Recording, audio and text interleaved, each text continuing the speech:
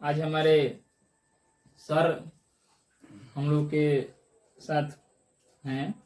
सो आज इनसे हम कुछ क्वेश्चन जो करेंगे, जो आज के समय में कुछ ज्ञानी बाबा आ गए हैं राजनीतिक में, और वो ज्ञान दे रहे हैं बहुत अच्छा। कह रहे हैं कि बीजेपी विरोधी जो भी हैं देश में, वो देश विरोधी हैं।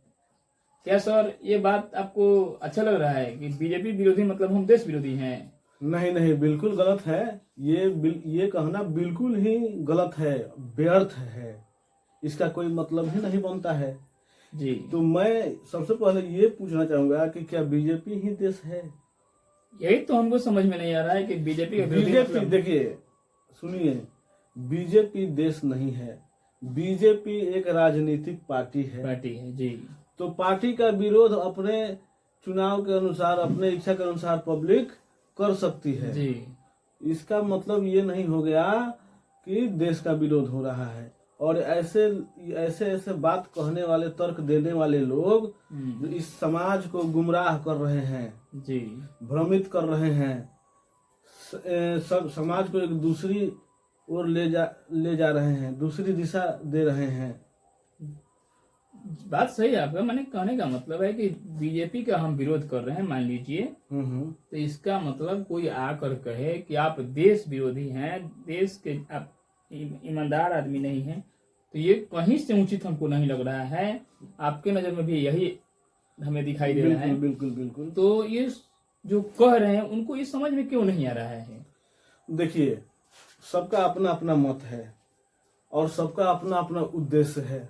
मत है, मानते हैं आपका, हम बात मानते हैं कि आपका मत है, पर जो समाज में आप बोल रहे हैं, तो समाज में सोच समझ के बोलने की जरूरत है।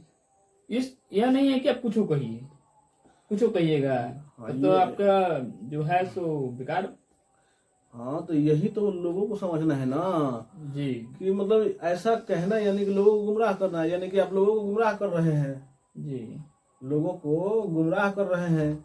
आप अपना स्वार्थ, अपनी इच्छाओं को लोगों पे जो है थोप रहे हैं, अपनी मंशा को पूर्ण करना चाहते हैं इस बात के जरिए। ये सोचने की जरूरत है। और ये व्यक्ति जो कह रहे हैं कि मोदी विरोधी यानी देश विरोधी, वो क्या किए हैं? वो तो खुद चंदा चोर है। वो तो एकदम चंदा चोर है। पब्लिक से चंदा लेकर पलट गए।